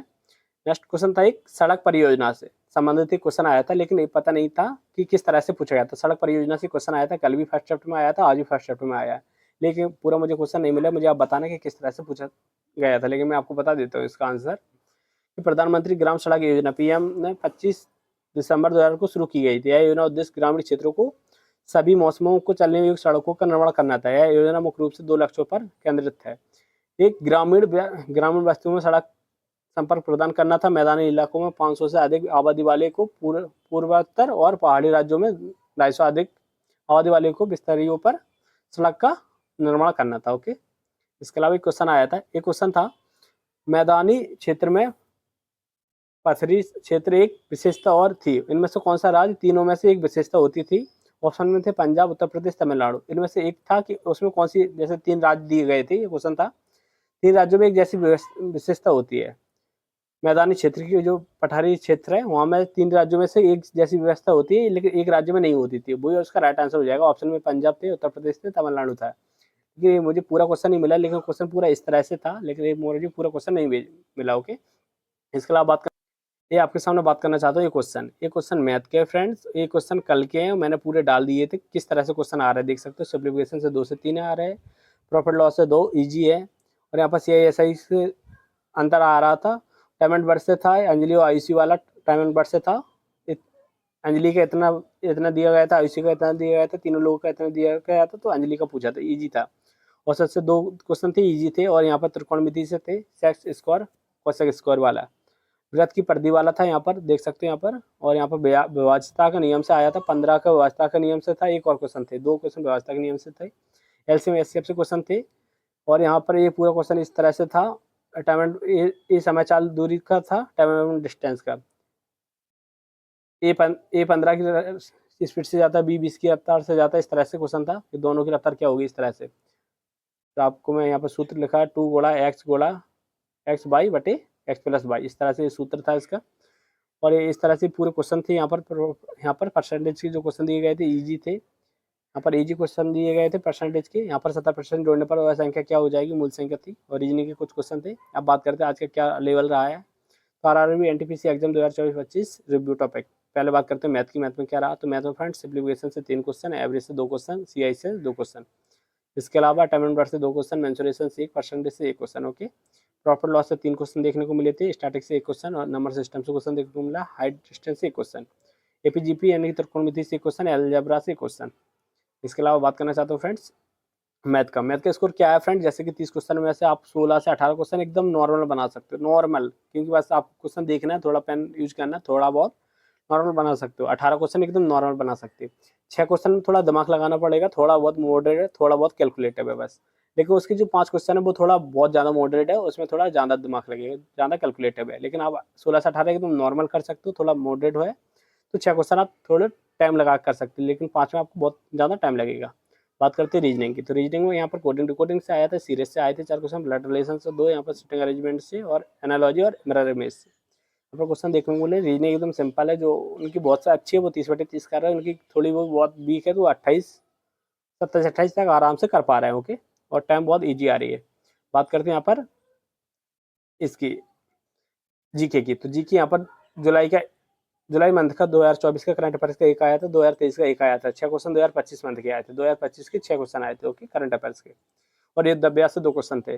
स्पोर्ट्स से भी क्वेश्चन थे, यहाँ पर गलती से लेके स्पोर्ट्स से भी क्वेश्चन थे। और यहाँ पर पॉलिटिक्स जो मैंने आपको बता दिया, दो क्वेश्चन थे। रेवोल्यूशन एक्ट से भी एक क्वेश्चन आया था, यहाँ पर साइंस से भी एक क्वेश्चन आया था, और प्लानिंग कमीशन से क्वेश्चन आता। कंप्यूटर से 2 क्वेश्चन थे, शॉर्टकट की से 2 क्वेश्चन थे, जो मुझे नहीं मिले, स्टूडेंट ने मुझे बताया है। एप्टीट्यूड से क्वेश्चन थे, बता दें आपको। मैथ रीजनिंग एकदम ईजी है, थोड़े बहुत मॉडरेट कह सकते हो, लेकिन जीके है वो बहुत मॉडरेट टू टुगेदर है, यानी कि जीके करने लायक ही नहीं है। जो मैं आपको क्वेश्चन बता रहा हूँ, एक कुछ क्वेश्चन है जो स्टूडेंट ने कर पाया, इसके अलावा क्वेश्चन कर ही नहीं पा रहे हैं। यानी कि 40 में से बहुत अच्छा स्कोर बता रहा है कि यहाँ पर वो क्वेश्चन 16 या 18 क्वेश्चन है, तो बहुत अच्छा स्कोर है, इतना अच्छा स्कोर बता रहा है। ओके, बात करना चाहता हूँ इसकी। अगर आपको PDF चाहिए फ्री में उपलब्ध है टेलीग्राम पर। ओके, तो जुड़ जाइए यहाँ पर, और चैनल को सब्सक्राइब करके रखिए, और बेल आइकन को प्रेस कर दीजिए। मिलते हैं फ्रेंड नेक्स्ट वीडियो में। Hello friends, welcome to my exam review point में आपका स्वागत है। तो फ्रेंड बात करते हैं आज के इस वीडियो में RRB NTPC एग्जाम एनालिसिस। 8 अगस्त के सेकंड शिफ्ट के एकदम रियल क्वेश्चन मिल चुके हैं फ्रेंड्स, 100% रियल, एकदम रियल क्वेश्चन है। बात करते हैं इसकी PDF की, तो फ्रेंड आपको टेलीग्राम पर मिल जाएगा, वीडियो के नीचे डिस्क्रिप्शन में लिंक है, टेलीग्राम पे जाकर ज्वाइन हो जाइए। और सारी PDF आपको कल की शिफ्टों की वहाँ पर डाल दी है मैंने। ओके, और बात करते हैं जिन्होंने क्वेश्चन बताया, एक बलराम है और आर्यन है। तो फ्रेंड बहुत बहुत धन्यवाद है, जो बलराम इन्होंने पूरे क्वेश्चन बता दिए। 1-2 क्वेश्चन आर्यन ने बताया, लेकिन पूरे क्वेश्चन बलराम ने बताया, इनको बहुत बहुत धन्यवाद है फ्रेंड्स। चलिए बात करते हैं फर्स्ट क्वेश्चन की। तो फ्रेंड नेक्स्ट क्वेश्चन से पहले मैं आपको बता दूं, अगर आपका भी एग्जाम हो जाए तो मुझे सबसे पहले क्वेश्चन सेंड कर दिया करें, जिससे मैं आप आने वाले चैप्टर में हेल्प हो सके स्टूडेंट की, जैसे आपकी हेल्प हो रही है, जैसे आने वाले चैप्टर में सबकी हेल्प हो सके। ओके, और जो मैं आपको नंबर बता रहा हूँ, ये नंबर पर आपको मैसेज करना है, 93 40 22 89 74। इस पर आप वो व्हाट्सएप मैसेज करना, क्वेश्चन बताना। ओके, चलिए बात करते हैं फर्स्ट क्वेश्चन। फर्स्ट क्वेश्चन था, रेहंद परियोजना किस नदी पर स्थित है। तो फ्रेंड राइट आंसर हो जाएगा रेहंद नदी पर। कहाँ पर है, रेहंद नदी पर स्थित है। यह सोन नदी की एक सहायक नदी है। बांध उत्तर प्रदेश के सोनभद्र जिले में पीपरी में स्थित है। रेहंद बांध को गोविंद बल्लभ पंत के नाम से भी जाना जाता है। ओके, तो राइट आंसर हो जाएगा इसका रेहंद परियोजना रिहंद नदी पर स्थित है। ओके, नेक्स्ट क्वेश्चन पूछा गया था। नेक्स्ट क्वेश्चन था प्रधानमंत्री उज्ज्वला योजना का संबंध किससे है? तो फ्रेंड राइट आंसर हो जाएगा एलपीजी गैस से हो जाएगा। किससे? एलपीजी गैस से इसका संबंधित है। बात करते हैं फ्रेंड्स योजना के बारे में। प्रधानमंत्री उज्ज्वला योजना का शुभारंभ माननीय प्रधानमंत्री श्री नरेंद्र मोदी ने 1 मई 2016 को उत्तर प्रदेश की बलिया से किया था। इस योजना के तहत अगले 3 वर्षों में बीपीएल परिवारों को 1600 रुपए प्रति कनेक्शन की सहायता से 5 करोड़ की एलपीजी कनेक्शन प्रदान किए जाएंगे। तो राइट आंसर हो जाएगा किससे संबंधित है? तो यह एलपीजी से संबंधित है। आपको बता दूं फ्रेंड, यहाँ से क्वेश्चन और भी बन सकते हैं कि कब शुरू हुआ था, ये याद रखना 2016 को शुरू हुआ था, 2016 को शुरू हुआ था और 3-4 बार एग्जाम में पूछ लिया कहाँ से, तो उत्तर प्रदेश की बलिया, ये जगह याद रखना बलिया। बलिया क्योंकि बहुत मोस्ट है, यहाँ बार बार क्वेश्चन यहाँ से रिपीट होते हैं कि कहाँ से शुरू हुआ, तो बलिया से शुरू हुआ है। और आपको कमेंट में बताना कि 0.2 कहाँ से लॉन्च हुआ। 0.2 दोबारा ये हो गया उज्ज्वला योजना, वो किस राज्य के और किस शहर से हुआ। ओके, नेक्स्ट क्वेश्चन से पहले आपको बता दें कि आप लोगों ने अभी तक चैनल को सब्सक्राइब नहीं किया हो तो फ्रेंड चैनल को सब्सक्राइब करके जुड़ जाइए और बेल आइकन को प्रेस कर दीजिए। और मैं आपको बता दूं आपके लिए ये एनालिसिस बहुत इंपॉर्टेंट है क्योंकि क्वेश्चन बार बार रिपीट हो रहा है। ये क्वेश्चन आपका कल रिपीट हुआ था और यही क्वेश्चन सेम टू सेम होगा, वो रिपीट हो चुका है। बस कल राज्य पूछा गया था, आज राज्य में शहर पूछ लिया गया। बस इतना अंतर है कि कल राज्य पूछा था और आज शहर पूछ लिया। क्वेश्चन एकदम वही रिपीट है। एक क्वेश्चन था 38वें राष्ट्रीय खेल का आयोजन कहाँ पर हुआ? तो राइट आंसर हो जाएगा देहरादून में। कहाँ पर है? देहरादून में। कल राज्य पूछा था तो उत्तराखंड था, आज देहरादून में बता दिया। देहरादून ऑप्शन में था, ऑप्शन में देहरादून। ओके, बात करते हैं फ्रेंड्स 28 जनवरी 14 फरवरी 2025 तक 38वें राष्ट्रीय खेलों का आयोजन उत्तराखंड में किया गया था। 38वें राष्ट्रीय खेल उत्तराखंड के 8 जिलों और 11 शहरों में आयोजित किए गए थे। 28 जनवरी 2025 को प्रधानमंत्री नरेंद्र मोदी ने देहरादून में 38वें राष्ट्रीय खेलों का उद्घाटन किया था। तो राइट आंसर हो जाएगा देहरादून। ओके, नेक्स्ट क्वेश्चन था 2025 के चुनाव से पहले गृह मंत्री कौन थे? तो फ्रेंड राइट आंसर हो जाएगा अमित शाह। कौन थे? अमित शाह, क्योंकि ये दूसरी बार बने, पहले भी यही थे और 2025 के चुनाव के बाद भी यही है।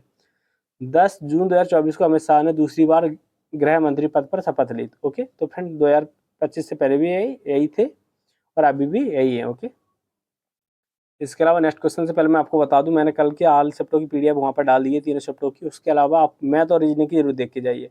मैंने मैथ और रीजनिंग क्वेश्चन डाल रखे हैं, वही क्वेश्चन आपको एग्जाम में देखने को मिलेंगे। बस थोड़ी बहुत चेंज होंगे संख्या के, लेकिन क्वेश्चन आपको वही देखने को मिलेगा, वही टाइप मिलेगा, वही सेम टू सेम रीजनिंग के क्वेश्चन, वही सेम टू सेम मैथ के क्वेश्चन देखने को मिलेंगे। तो आप वो पीडीएफ जरूर ज्वाइन कर लीजिए, टेलीग्राम में डिस्क्रिप्शन नीचे लिंक है। ओके, चलिए बात करते हैं नेक्स्ट क्वेश्चन था महिला विधवा की दूसरे विवाह का समर्थन किसने किया था? जैसे कि महिला विधवा हुई, उनके दोबारा विवाह पुनर्विवाह का समर्थन किसने किया था? तो फिर राइट आंसर हो जाएगा महिला विवाह का दूसरा विवाह का समर्थन मुख्य रूप से ईश्वरचंद विद्यासागर ने किया था। यही ऑप्शन में था, ईश्वरचंद विद्यासागर।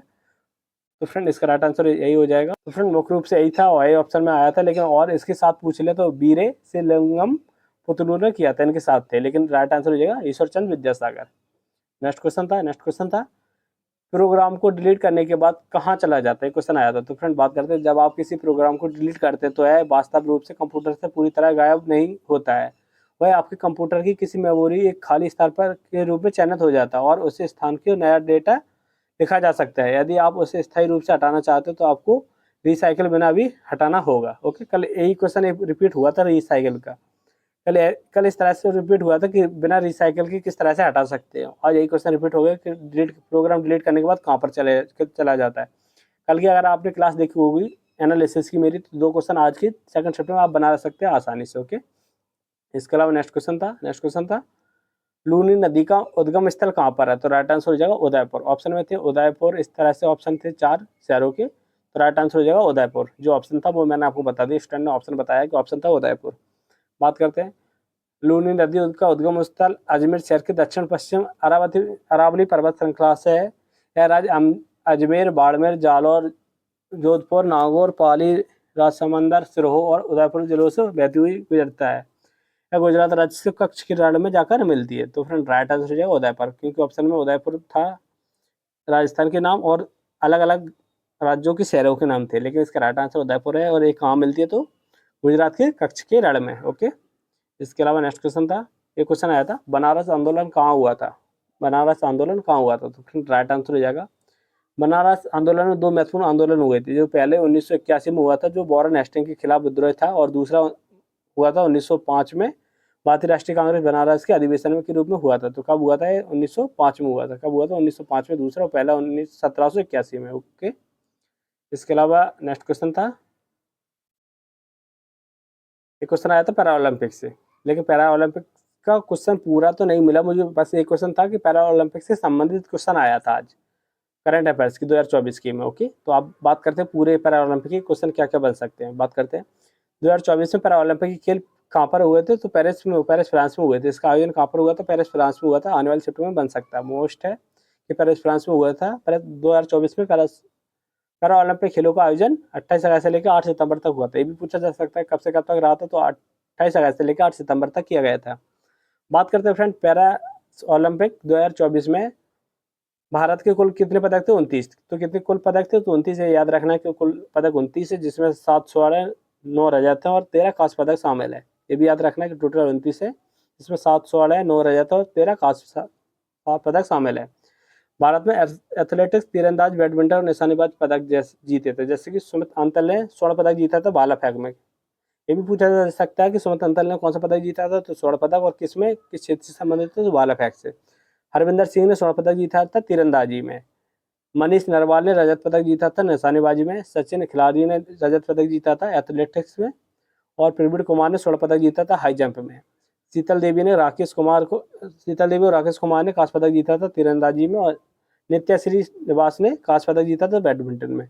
अगर पैरा ओलंपिक का क्वेश्चन बना 2024 का, तो इससे बानी जाएगा जो मैंने आपको बता दिया। बस आप एक पढ़ लीजिए, मैं इसकी पूरी पीडीएफ आपको टेलीग्राम पर दे दूंगा। ओके, इसके अलावा नेक्स्ट क्वेश्चन है, नेक्स्ट क्वेश्चन था मैदानों का निर्माण कैसे होता है? एक क्वेश्चन आया था। तो फ्रेंड बात करते हैं मैदानों के निर्माण के बारे में।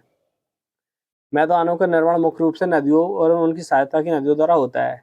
नदियां पहाड़ों के नीचे और बहते हुए चट्टानों को काटती हैं और चट्टानों के टुकड़े रेत और मिट्टी के साथ अपने बहकर लाती है। फिर यह नदियां इन पदार्थों को घटिया और अन्य निचले इलाकों से जमा कर देती है, जिससे मैदान का निर्माण होता है। ओके, बात करते हैं आज का एग्जाम के एनालिसिस सेकंड शिफ्ट का क्या रहा। तो जैसे ही कल रहा वैसे ही आज है आरआरबी एनटीपीसी एग्जाम एनालिसिस। पहले तो मैं आपको ये बता दूं, जैसे कि आज एग्जाम हो गया है, 7 और 8 को एग्जाम हो गया है। ओके, अब जिनके एग्जाम, क्योंकि फ्रेंड 9 को रक्षाबंधन है और 10 को छुट्टी है, 2 दिन का गैप है। 2 दिन का गैप के बाद 11 से आपका एग्जाम स्टार्ट है, 11 से लेकर 14 तक है, फिर 14 से स्टॉप है, 18 को है फिर। तो फ्रेंड यहाँ पर आपको पता चल जाएगा कि 8-9 के बाद जो 7-8 को एग्जाम हुए, उसके 9 और 10 को गैप के बाद कितना चेंज हो रहा है, वो आपको 11 और 12 को पता चल जाएगा। 11 से लेकर 14 तक कितना पता चल जाएगा। अगर चेंज नहीं होता है फ्रेंड्स, तो आपको उसी तरह से 14 के बाद जो गैप है 18 को, वही सेम देखने को मिलेगा। अगर यहाँ पर चेंज करते हैं तो फ्रेंड यहाँ पर आपको 18 को भी चेंज देखने को मिलेगा। और पूरा नोटिस आ गया है कि कब से कब तक एग्जाम, कौन कौन से 19 डे एग्जाम चलने वाला है एनटीपीसी का, पूरा मैंने टेलीग्राम पर डाल दिया, आप देख लीजिए। ओके, तो चलिए मैथ के बारे में, यहाँ पर मैथ का क्या क्या रोल रहा है। तो सबसे पहले मैथ का मैं आपको बता दूं, 30 में से आप 16 से 18 क्वेश्चन एकदम सिंपल है, यानी कि एक नज़र में आप कर सकते हो, बस थोड़ी नज़र घुमाना और कर सकते हो। उसके बाद 6 क्वेश्चन थोड़ा मॉडरेट है, जिसमें थोड़ा दिमाग लगाना पड़ेगा। उसके बाद जो 5 क्वेश्चन बचते हैं, उसमें थोड़ा कैलकुलेटिव है और वो मॉडरेट है। कैलकुलेटिव के साथ मॉडरेट है वो 5 क्वेश्चन। ओके, सिंप्लीफिकेशन के 3 क्वेश्चन थे, एवरेज से 2 क्वेश्चन थे, सीआईएसआई से 2 क्वेश्चन थे, वो भी अंतर के थे। सीआईएसआई के अंतर से पूछा था। टाइम एंड वर्क से 2 क्वेश्चन, मेंसुरेशन से 1 क्वेश्चन। टाइम एंड वर्क का ईजी था, ए किसी कार को 20 दिन में कर सकता है, बी किसी कार को 30 दिन में कर सकता है, तो सी बी और ए की सहायता से 3 दिन में कर सकता है। तो बताइए सी की एफिशिएंसी क्या है? इस तरह से क्वेश्चन था। परसेंटेज से क्वेश्चन देखने को मिला था, और प्रॉफिट लॉस से सिंपल थे, 3 क्वेश्चन देखने को मिले थे। और इसके अलावा बात करना चाहता हूँ, स्टैटिक्स से 1 क्वेश्चन था, और नंबर सिस्टम से 1 क्वेश्चन था, हाइट टाइम एंड डिस्टेंस से 1 क्वेश्चन था, एपीजीबी त्रिकोणमिति से 1 क्वेश्चन, अलजेब्रा से भी क्वेश्चन 1 था। ओके, इसके अलावा फिर बात करना चाहता हूँ reasoning coding decoding, series, blood relation, sitting arrangement, इस तरह से। और एनालॉजी मिरर मैंने पूरी पीडीएफ टेलीग्राम पर डाल दी है रीजनिंग की। जीके की थोड़ी बात करें तो जीके में करंट अफेयर 2024-25 की देखने को मिल रही है। 25 की 6 क्वेश्चन आ रहा है, 24 का 1 और 23 का 1। स्पोर्ट्स से क्वेश्चन देखने को मिल रहा है फ्रेंड्स। यहाँ पर ओलंपिक पैरा ओलंपिक खेल दिवस से, पॉलिटी से क्वेश्चन देखने को मिल रहा है, रेवोल्यूशन एक्ट से क्वेश्चन देखने को मिल रहा है, साइंस से देखने को मिल रहा है, प्लानिंग कमीशन से, कंप्यूटर से 2 से 3 क्वेश्चन देखने को मिल रहे हैं। ओके, इसके अलावा बात करते हैं मैथ और रीजनिंग ईजी टू मॉडरेट है, और जीके मॉडरेट टू टुगेदर है, यानी कि हाई है, बहुत हाई है थोड़ी, मतलब कि क्योंकि बहुत अच्छा स्कोर है। 40 में से अगर आप 18 से 20 करते हो तो आपका बहुत अच्छा स्कोर है जीके में, क्योंकि जीके बहुत हार्ड आ रही है। ओके फ्रेंड, इसकी पूरी पीडीएफ आपको टेलीग्राम पर मिल जाएगी। इसके अलावा पहले की जो पीडीएफ है सारी पीडीएफ टेलीग्राम पर मिल जाएगी, डिस्क्रिप्शन में नीचे लिंक है। अगर आप लिंक ज्वाइन नहीं हो पाते तो मेरे नंबर पर मैसेज कर दीजिए 9340228974। ओके, तो मिलते हैं फ्रेंड नेक्स्ट वीडियो में। Friends welcome to my exam review point में आपका स्वागत है। तो फ्रेंड बात करते हैं आरआरबी एनटीपीसी एग्जाम एनालिसिस 8 अगस्त के थर्ड शिफ्ट के एकदम रियल क्वेश्चन और पूरे क्वेश्चन मिल चुके हैं फ्रेंड। पूरे क्वेश्चन यानी कि 30 प्लस क्वेश्चन जीके के देखने को मिल चुके हैं। आपको बता दूं फ्रेंड, थोड़ा लेट हो चुका हूं लेकिन मुझे पूरे क्वेश्चन मिल चुके हैं। एकदम रियल क्वेश्चन है। पीडीएफ आपको टेलीग्राम पर मिल जाएगी, फ्री में उपलब्ध है, जाके ज्वाइन कर लीजिए। और पहले भी वाले शिफ्ट की आपको टेलीग्राम पर पीडीएफ मिल जाएगी। ओके, बात करते हैं फ्रेंड फर्स्ट क्वेश्चन की। फर्स्ट क्वेश्चन था इंडियन नेवी प्लस डीआरडीओ ने कौन सा मिसाइल लॉन्च की थी, इस तरह से क्वेश्चन आया था। तो फ्रेंड बात करते हैं, डीआरडीओ और भारतीय नौसेना ने vertical launch short range surface to air missile launch की थी। ओके, तो इसका राइट आंसर हो जाएगा vertical launch surface to air missile. Okay, इसके अलावा नेक्स्ट क्वेश्चन था, नेक्स्ट क्वेश्चन पूछा गया था अनुच्छेद 38 का संबंध किससे है। तो फ्रेंड बात करते हैं, अनुच्छेद 38 भारतीय संविधान में एक हिस्सा है जो राज्य को लोगों को कल्याण को बढ़ावा देने के लिए एक सामाजिक व्यवस्था और सुनिश्चित करने का निर्देश देता है। ओके, आज थर्ड चैप्टर पॉलिटी से 3 क्वेश्चन आए थे। अनुच्छेद एक तो 38 से था, एक अनुच्छेद 239 से था। तो फ्रेंड बात करते हैं, एक क्वेश्चन आया था अनुच्छेद 239 का संबंध किससे है। तो फ्रेंड बात करते हैं, भारतीय संविधान का अनुच्छेद 239 के अंदर शासित प्रदेशों को प्रशासन से संबंधित है। यह बताता है कि प्रत्येक राज्य के अंदर शासित प्रदेश को प्रशासन राष्ट्रपति द्वारा अपने द्वारा नियुक्त प्रशासक के माध्यम से किया जाएगा जब तक कि संसद द्वारा कानून द्वारा अन्यथा प्रदान न किया गया हो। ओके, राइट आंसर हो जाएगा 239 का केंद्र शासित प्रदेशों से।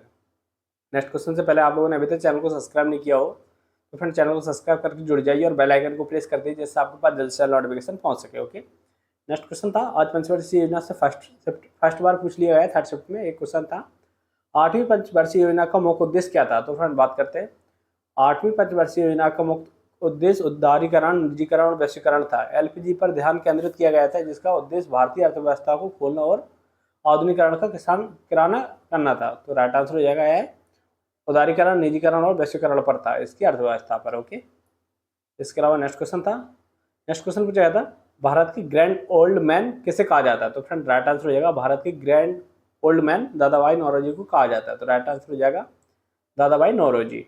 इसके अलावा नेक्स्ट क्वेश्चन था, नेक्स्ट क्वेश्चन से पहले मैं आपको बता दूं कि मैंने पूरी पीडीएफ टेलीग्राम पर डाल रखी है और जो मैंने मैथ का बताया था कि मैथ आप ये पढ़ के जाइए। जो मैंने कल क्वेश्चन भेजे थे आपको लिखकर, बस वही ट्रायंगल वगैरह जितना भी बिल्कुल हुबहू क्वेश्चन देखने को मिल रहा है, मैथ में बिल्कुल चेंज नहीं है। तो वो आप जरूर पढ़ के जाइए। जो पीडीएफ मैंने डाल रखी है टेलीग्राम पर वो आपको पढ़ के जाइए। ओके, ये एक्सरसाइज पूछी थी। तो फ्रेंड बात करते हैं एक्सरसाइज के बारे में। एक संयुक्त समुद्री अभ्यास है जो भारत के अफ्रीकी देशों में बीच आयोजित की गई है। इसका उद्देश्य समुद्री सुरक्षा को मजबूत करना और भाग लेने का वाले देशों के बीच अंतर संचालन को क्षमता बढ़ाना। यह अभ्यास भारत के समुद्री सुरक्षा और विकास के लिए आपसी सहयोग से विभाजन के लिए तहत था। यह महासागर में हुआ था। ओके, वहाँ पर हुआ था, महासागर में हुआ था। बात करते हैं नेक्स्ट क्वेश्चन। नेक्स्ट क्वेश्चन था, यहाँ पर था खिजरापू राम मोहन नायडू किस विभाग से संबंधित है। तो फ्रेंड राइट आंसर हो जाएगा यह कौन है, यह नागरिक उड्डयन मंत्री थे। ये कौन थे, नागरिक उड्डयन मंत्री। बात करते हैं, राम मोहन नायडू का जन्म 18 सितंबर 1987 को एक भारतीय राजनीतिक थे जो 2024 में 33वें नागरिक उड्डयन मंत्री के रूप में कार्यरत थे। श्री काकुलम लोकसभा क्षेत्र के प्रतिनिधित्व करते थे। यह 16वीं और 17वीं और 18वीं लोकसभा के निर्वाचित हुए थे। तो फ्रेंड यह पूछा था किस विभाग से थे, तो यह राजनीतिक थे। विभाग कौन सा था, तो राजनीतिक, इसका राइट आंसर हो जाएगा राजनीतिक विभाग से। ये पूछा जा सकता है कौन थे, तो नागरिक उड्डयन मंत्री, तो इसका राइट आंसर हो जाएगा राजनीतिक। इसके अलावा नेक्स्ट क्वेश्चन था, नेक्स्ट क्वेश्चन था 2025 में किससे ज्ञानपीठ पुरस्कार मिला है। तो फ्रेंड बात करते हैं रामभद्राचार्य को किससे मिला, तो रामभद्राचार्य को 58वां ज्ञानपीठ पुरस्कार प्रदान किया। इस अवसर पर बुलाते हुए राष्ट्रपति ने जगत गुरु रामभद्राचार्य को बधाई दी है। तो राइट आंसर हो जाएगा रामभद्राचार्य को दिया गया। ओके, इसका पूरा नाम है जगत गुरु रामभद्राचार्य। ओके, और ये पुरस्कार पूछा जाए तो 58 में है और कौन देते हैं, तो राष्ट्रपति देते हैं। ओके, इसके अलावा नेक्स्ट क्वेश्चन है, नेक्स्ट क्वेश्चन था NH10 जलमार्ग किसको जोड़ता है। तो फ्रेंड बात करते हैं राष्ट्रीय जलमार्ग 10 NH पश्चिम बंगाल को सिलीगुड़ी से लेकर सिक्किम की गंगटोक तक जोड़ता है। यह भारत बांग्लादेश की सीमा को जोड़ता है। यह राजमार्ग मुख्य रूप से पश्चिम बंगाल और सिक्किम के राज्यों से होकर गुजरता है। तो फ्रेंड राइट आंसर हो जाएगा यह भारत और बांग्लादेश को जोड़ता है और यह पश्चिम बंगाल से सिलीगुड़ी और सिक्किम की गंगटोक तक जाता है। ओके, तो यह राइट आंसर हो जाएगा भारत और बांग्लादेश को जोड़ता है। नेक्स्ट क्वेश्चन था, ये क्वेश्चन आया था डिस्ट्रिक्ट सिविल एडमिनिस्ट्रेशन का ऑफिसर कौन होता है? तो राइट आंसर हो जाएगा कलेक्टर। कौन हो जाएगा? तो राइट आंसर हो जाएगा कलेक्टर या जिला अधिकारी। इसे जिला अधिकारी भी बोल सकते हैं, कलेक्टर बोल सकते हैं। स्टूडेंट बता रहा था मुझे ऑप्शन में था deputy collector, SDM, DSP, SDOP और एक कलेक्टर, 4 ऑप्शन थे, तो इसमें राइट आंसर हो जाएगा कलेक्टर। ओके, इसके अलावा क्वेश्चन बात करते हैं। यहाँ पर एक क्वेश्चन था फ्रेंड, एक स्टूडेंट ने मुझे पूरे क्वेश्चन लिख के भेजे हैं। इन्होंने मतलब पहले तो मुझे क्वेश्चन नहीं मिल रहे थे थर्ड शिफ्ट के, लेकिन स्टूडेंट ने अभी भेजे है 10 बजे के समथिंग। तो स्टूडेंट ने बताया है कि आपकी रिव्यू से मुझे हेल्प मिली है और इस वजह से मैंने आपको क्वेश्चन सेंड किए हैं। भाई लगभग इतने जिन्हें याद है इन्होंने बताए थे क्वेश्चन, जो मैं आपको बता देता हूँ यहाँ पर। 26 जनवरी की थीम क्या थी? ये 26 जनवरी थी 2026 की, 2025 की 26 जनवरी की थीम क्या थी ये पूछा था, और ये मैंने आपको बता दिया। इंडियन नेवी और डीआरडीओ में कौन सी मिसाइल सिस्टम लॉन्च की थी, और यहाँ पर सद्भावना से था ये क्वेश्चन। इसके अलावा आर्टिकल मैंने आपको बता दिया 38 और आर्टिकल 239। और ये 8वें यहाँ पंचवर्षीय योजना से क्वेश्चन था, इस पर जोर दिया गया था सबसे ज़्यादा। इसके अलावा यहाँ पर मून ग्रेविटेशन वाला क्वेश्चन आया था एनर्जी से। तो इसके अलावा एक्सरसाइज मैंने आपको बता दिया था। मोहन नायडू किससे संबंधित, तो राजनीतिक हैं। एक सांची के स्तूप से क्वेश्चन आया था कि सांची की जो स्तूप के सामने जो लिखा है उसका संबंध किससे। इस तरह से क्वेश्चन था कि सांची के स्तूप का जो लिखा है सामने उसका संबंध किससे, ये क्वेश्चन आया था। उसके बाद 2025 में कौन सा गणपति अवार्ड दिया, किसे ज्ञानपीठ अवार्ड दिया, तो मैंने बता दिया 58 ज्ञानपीठ दिया है रामभद्राचार्य को। इसके अलावा फ्लावर फीमेल पार्ट से आया था, और इसके अलावा कालमकारी पेंटिंग से आया था। आर्ट फॉर्म कहाँ का था ये, इस तरह से कालमकारी पेंटिंग कहाँ की है। इसके अलावा यहाँ पर देख सकते हो क्वेश्चन आया था इंडियन म्यांमार बांग्लादेश से रिलेटेड एक क्वेश्चन आया था। इसके अलावा प्लानिंग कमीशन से क्वेश्चन आया था, जो मैंने आपको बता दिया था। इसके अलावा 10वें वाटर जो वाटर वेजे जो मैंने बता दिया कहाँ से भारत को श्रीलंका से जोड़ता है। और अभी इससे पहले फर्स्ट शिफ्ट में क्वेश्चन आया था सेकंड शिफ्ट में कि भारत और पाकिस्तान के बीच कौन सी जल, भारत और श्रीलंका के बीच कौन सी जल संधि है, तो मैंने बता दिया था पाक जल संधि है। इसके अलावा यहाँ पर जो मैंने करेक्टर वाला ऑप्शन है आपको बता दिया था क्वेश्चन। इसके अलावा मैथ देखो यहाँ पर लिखा है कि मैथ की सेम पैटर्न जो आपने कल शेयर किया था, क्योंकि मैंने कल एक पैटर्न शेयर किया था वो एकदम देखने को मिला है, त्रिकोणमिति ट्रायंगल पूरा वही आया है। ओके, तो मैं आपको बता दूँ मैंने क्या सेंड किया था। मैंने यहाँ पर ए सेंड किया था, मैंने मैथ का ये सेंड किया था। मैथ में था सिंप्लीफिकेशन से 2 से 3 क्वेश्चन इजी थे, यहाँ पे प्रॉफिट लॉस से 2 क्वेश्चन थे, CISI से 2 वर्ष का अंतर था, टाइम एंड वर्ड से ए था, यहाँ पर औसत से इजी 2 क्वेश्चन थे, त्रिकोणमिति सेक स्क्वायर कोस स्क्वायर था, वृत्त की परिधि लंबाई चौड़ाई दी गई थी, विभाज्यता का नियम दिया गया था, 2 क्वेश्चन आए थे। यहाँ पर अनुपात समानुपात से नॉर्मल क्वेश्चन आया था, LCM SCF से भी नॉर्मल क्वेश्चन था। उसके अलावा टाइम एंड डिस्टेंस से क्वेश्चन था, एकदम सिंपल था, जो इसका फॉर्मूला था 2xy बटे में x + y, इस वाला फॉर्मूला पे आपका क्वेश्चन बन रहा है अभी। इसके अलावा बात करना चाहता हूँ यहाँ पर कोई संख्या में 70% जोड़ने पर वह संख्या कितनी हो जाएगी, इस तरह से क्वेश्चन था आपका। और एक क्वेश्चन था जनसंख्या में कि इस कुल शहर की जनसंख्या 10% की वृद्धि होती है और 15% की कमी होती है, इस तरह से क्वेश्चन था परसेंटेज से। ओके, इसके अलावा और क्वेश्चन थे, उसके अलावा क्वेश्चन थे डेकाथलॉन का संबंध किससे है, तो फ्रेंड बात करते हैं डेकाथलॉन फ्रांस से संबंधित है, तो राइट आंसर हो जाएगा फ्रांस से। एक फ्रांसीसी खेल का सामान खुदरा विक्रेता है जो 1976 में इसकी स्थापना फ्रांस में हुई थी, तो राइट आंसर हो जाएगा किस देश से है, तो फ्रांस देश से है। इसके अलावा नेक्स्ट क्वेश्चन था 2 केंद्र शासित प्रदेशों को कौन हेड करता है, तो फ्रेंड बात करते हैं राज्यपाल। कौन करते हैं? राज्यपाल। जैसे भारत के 2 केंद्र शासित प्रदेश है दिल्ली और पुडुचेरी, जो उपराज्यपाल द्वारा शासित होते हैं, जो उपराज्यपाल राष्ट्रपति द्वारा नियुक्त किए जाते हैं और केंद्र सरकार को प्रतिनिधित्व के रूप में कार्य करते हैं। ये उपराज्यपाल अपने अपने क्षेत्रों को प्रभावी प्रशासन सुनिश्चित करते हैं, तो राइट आंसर हो जाएगा उपराज्यपाल। इसके अलावा नेक्स्ट क्वेश्चन था सोलांग की बारापानी झील को अन्य क्या नाम से जाना जाता है, तो फ्रेंड राइट आंसर हो जाएगा सोलांग की बारापानी झील को अन्य उमियम झील के नाम से भी जाना जाता है, तो राइट आंसर है उमियम। मेघालय राज्य की राजधानी शिलोंग से 15 किलोमीटर दूर उत्तर में स्थित है। 960 दशक में उमियम नदी द्वारा बांध बनाया गया था, तो राइट आंसर हो जाएगा उमियम झील द्वारा। एक आया था डेस्कटॉप को वॉलपेपर में कैसे बदलें, एक क्वेश्चन आया था कंप्यूटर का, तो फ्रेंड बात करते हैं डेस्कटॉप को वॉलपेपर में बदलने के लिए आपको अपने कंप्यूटर में सेटिंग में जाना होगा और फिर पर्सनलाइजेशन या बैकग्राउंड विकल्प चुनना होगा। वहाँ आप अपनी पसंद की कोई भी तस्वीर या रंग चुन सकते हैं, जिसे स्लाइड शो सेट कर सकते हैं, जहाँ तस्वीर एक एक करके बदल सकती है। ओके, तो राइट आंसर हो जाएगा यहाँ पर बैकग्राउंड में जाकर चेंज कर सकते हैं सेटिंग में। ओके, इसके अलावा एक क्वेश्चन आया था यहाँ पे बौद्ध धर्म में और महात्मा बुद्ध में शिक्षाओं का केंद्र कहाँ पर था, इस तरह से था, तो राइट आंसर हो जाएगा 4 8 थे 7 और अष्टांगिक मार्तन शिक्षकों का उद्देश्य मुख्य रूप से मुक्ति और निवारण प्रदान करना था। इसके अलावा नेक्स्ट क्वेश्चन था फ्रेंच ओपन टेनिस टूर्नामेंट। एक क्वेश्चन मुझे पूरा कन्फर्म नहीं लग रहा, अगर आप बताइए आपका एग्जाम हुआ होगा, ये क्वेश्चन आया था या नहीं आया था। तो फ्रेंड बात करते हैं, मैं इसका आंसर बता देता हूँ आपको। फ्रेंच ओपन टूर्नामेंट पेरिस में आयोजित किया गया था। इसे रोलांड गैरोस भी कहा जाता है, जो उस स्थान के नाम से टूर्नामेंट खेला जाता है। नेक्स्ट क्वेश्चन था प्राचीन भारत की राष्ट्रीय इकाई क्या है। तो फ्रेंड बात करें तो प्राचीन भारत की राष्ट्रीय इकाई रूप में जनपद और महाजनपद थे। यह राज्य की प्रशासनिक इकाइयों भी थी जो गणतंत्र या गणतंत्र और राजतंत्र द्वारा शासित थी। कुछ जनपदों का उल्लेख उत्तर वैदिक काल में मिलता है और 16 महाजनपदों का उदय हुआ है, जिसमें से मगध सबसे शक्तिशाली था। तो मैंने आज के क्वेश्चन करा दिए आपको। इसकी पूरी पीडीएफ आपको टेलीग्राम पर दे दूंगा, और जो मैंने मैथ का क्वेश्चन बताए थे, मैथ और रीजनिंग की, वो भी पीडीएफ टेलीग्राम पर डालिए, आप देख लीजिए। वही क्वेश्चन देखने को बार बार रिपीट हो रहा है। इसकी पीडीएफ जरूर आप मिल जाएगी टेलीग्राम पर, डिस्क्रिप्शन में लिंक है। और बस चैनल को सब्सक्राइब करके जुड़ जाइए और बेल आइकन को प्रेस कर दीजिए। कल 9 अगस्त का आपका एग्जाम नहीं है और 10 अगस्त को आपका एग्जाम नहीं है। ओके, फिर 11 से एग्जाम है 14 तक। मिलते हैं नेक्स्ट वीडियो फ्रेंड्स।